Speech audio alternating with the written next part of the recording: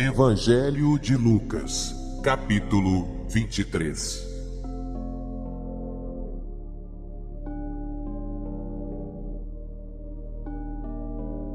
E levantando-se toda a multidão deles, o levaram a Pilatos, e começaram a acusá-lo, dizendo: Havemos achado este, pervertendo a nação, proibindo dar o tributo a César, e dizendo que ele mesmo é Cristo, o Rei. E Pilatos perguntou-lhe, dizendo: Tu és o Rei dos judeus? E ele respondendo disse-lhe: Tu o dizes. E disse Pilatos aos principais dos sacerdotes e à multidão: Não acho culpa alguma neste homem.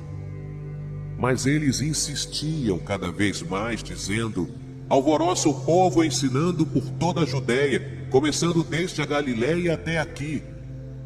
Então Pilatos, ouvindo falar da Galiléia, perguntou se aquele homem era galileu. E sabendo que era da jurisdição de Herodes, remeteu-o a Herodes, que também naqueles dias estava em Jerusalém. E Herodes, quando viu a Jesus, alegrou-se muito, porque havia muito que desejava vê-lo, por ter ouvido dele muitas coisas, e esperava que lhe veria fazer algum sinal. E interrogava-o com muitas palavras, mas ele nada lhe respondia. E estavam os principais dos sacerdotes e os escribas, acusando-o com grande veemência. E Herodes, com os seus soldados, desprezou-o, e escarnecendo dele, vestiu-o de uma roupa resplandecente e tornou a enviá-lo a Pilatos.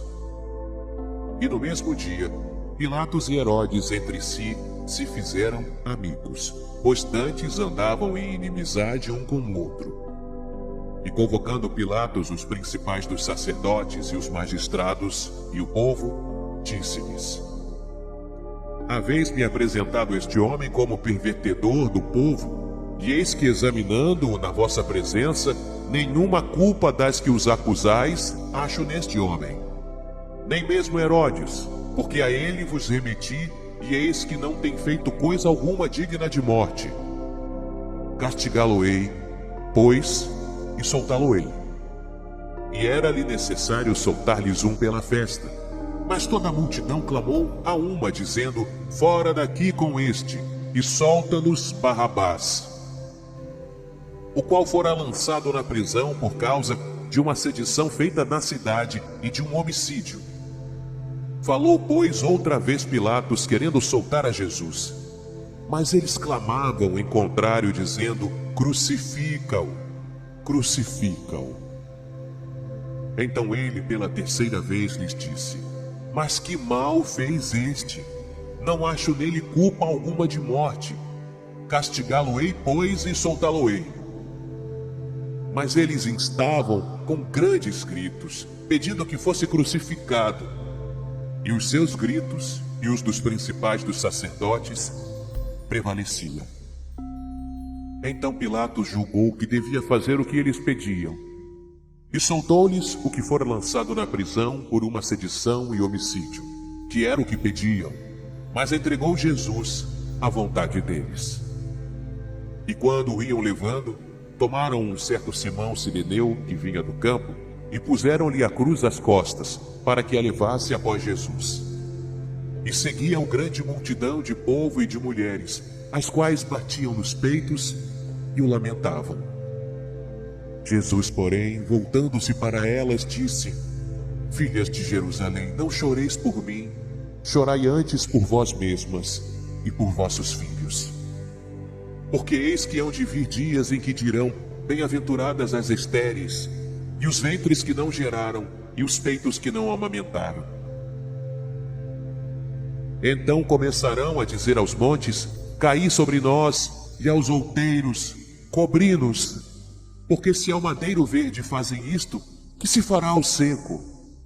E também conduziram outros dois, que eram malfeitores, para com eles serem mortos. E quando chegaram ao lugar chamado A Caveira, ali o crucificaram, e aos malfeitores, um à direita e outro à esquerda. E dizia Jesus: Pai, perdoa-lhes, porque não sabem o que fazem. E repartindo as suas vestes, lançaram sortes. e o povo estava olhando. E também os príncipes zombavam dele, dizendo: aos outros salvou, salve-se a si mesmo, se este é o Cristo, o escolhido de Deus. E também os soldados o escarneciam, chegando-se a ele e apresentando-lhe vinagre. E dizendo: se tu és o rei dos judeus, salva-te a ti mesmo. E também por cima dele estava um título, escrito em letras gregas, romanas e hebraicas: este é o rei dos judeus.